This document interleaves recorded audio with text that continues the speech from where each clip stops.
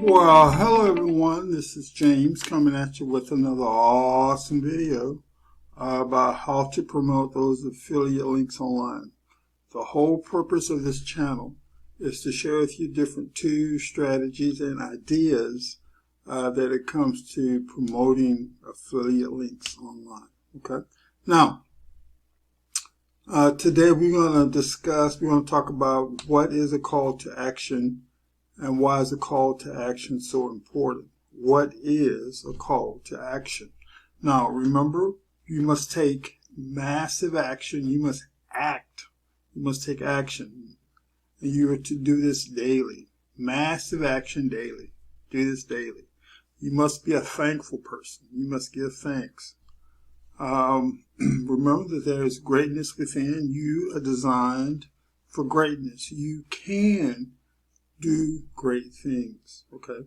You can do this. You must also have a positive mental attitude, what they call PMA, positive mental attitude, and get those negative thoughts under control. Battlefield of the mind. That negative self-talk, you have to get that under control.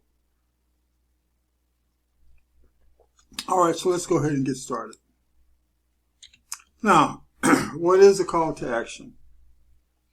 Call to action can be words or phrases or even a sentence. And the whole purpose for the call to action is to prompt the reader to take a specific action, to make the purchase, to make the phone call, to activate the link. It's telling them to do something, okay? And usually these call to actions are placed at the bottom of the web page. It's at the bottom spot.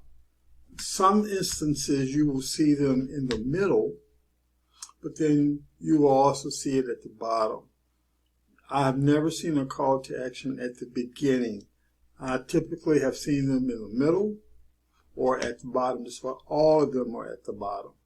And the reason that they're at the bottom is because they want to discuss or give you facts about the product or the item, give you all of the facts that you will need to make a decision. And then at the very end, you make a decision. Okay?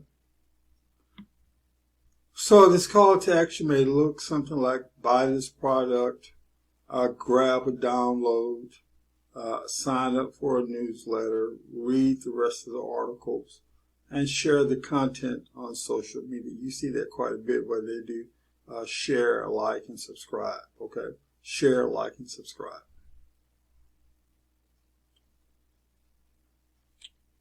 Now, here's some examples of some call to action buttons. Now, here are the examples of what a call to action button looks like. Now, if you notice, they're in different sizes, shapes, and colors. These are things that they do not have in common. But then there are also some things that they do have in common. And the biggest thing that you can see here is the wording. If you notice, the background is one color, and then the wording is an entirely different color. It contrasts.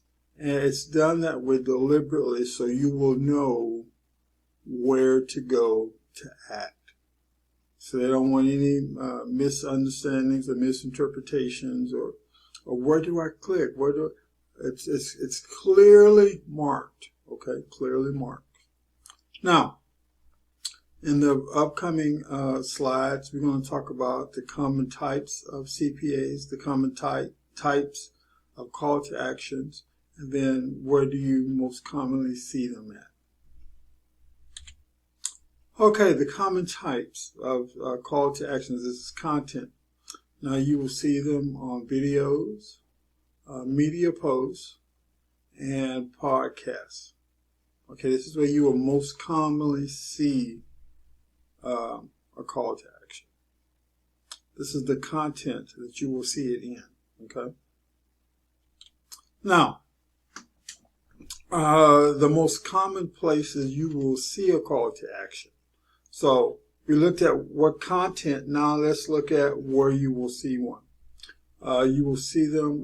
You will see a web page button. They're used for opt-ins and campaigns as an opt-in button. Anchor text. Now, when you see them in a block, you can see them in one of two ways. You can actually see a button, or you can see it as a text. It just depends on how it's set up, how it's constructed.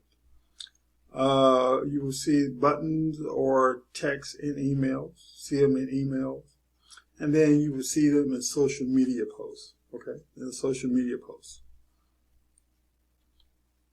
Now, on a web page,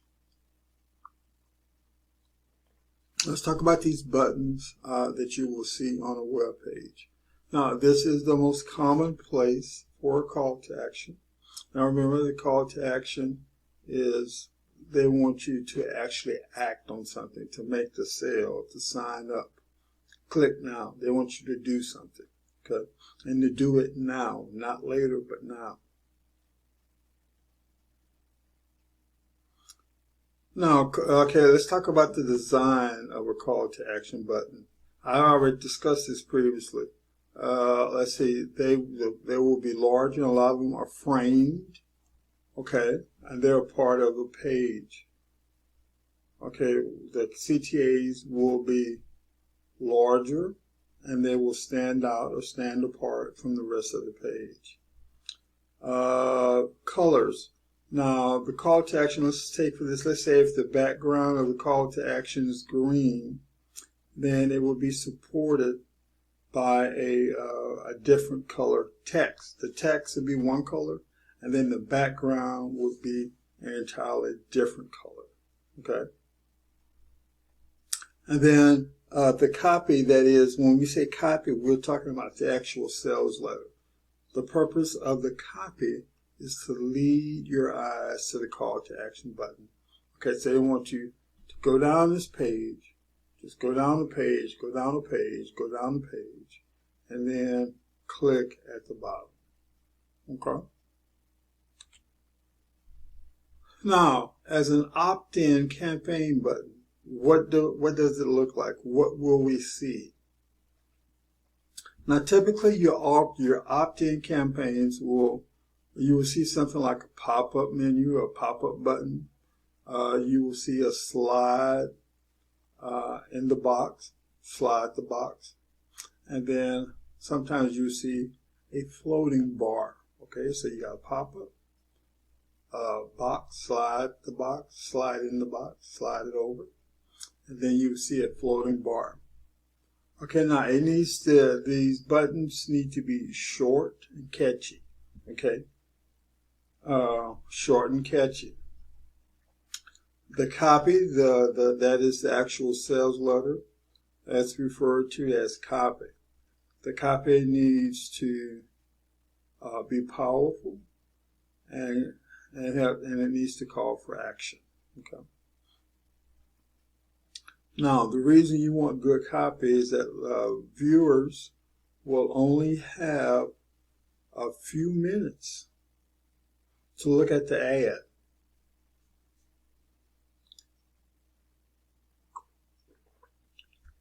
And so within that short time period, you want to capture their attention. You want to capture their attention, okay?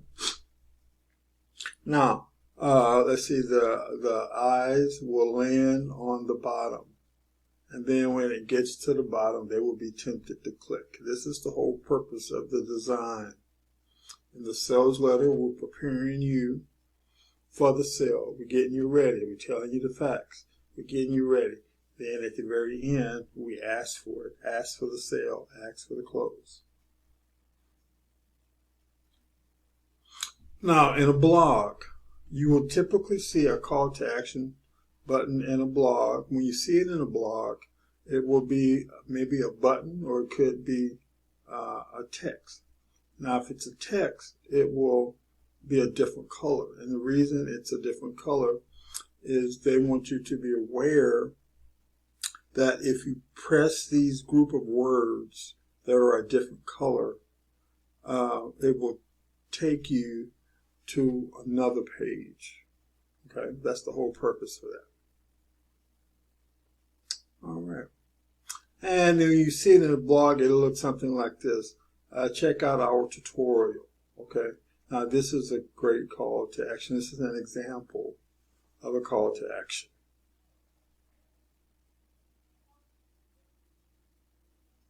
And again, you will see it at the end of the post. The call to actions will appear at the end.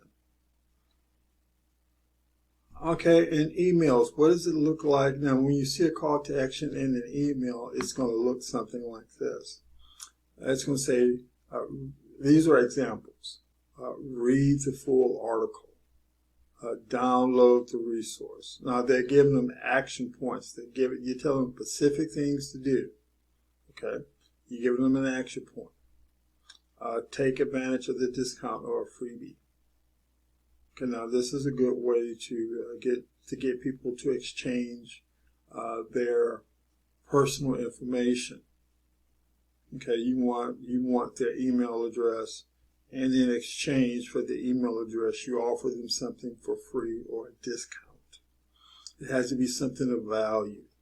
Okay, now this concept, the freebie part is what we call it a lead magnet. Okay. All right. Okay, now when you see the call to CTAs, the call to actions in social posts, now keep in mind when they're there, there's a lot of things going on in social media. And so there are a lot of things to capture the reader's attention, to distract them from what you're offering.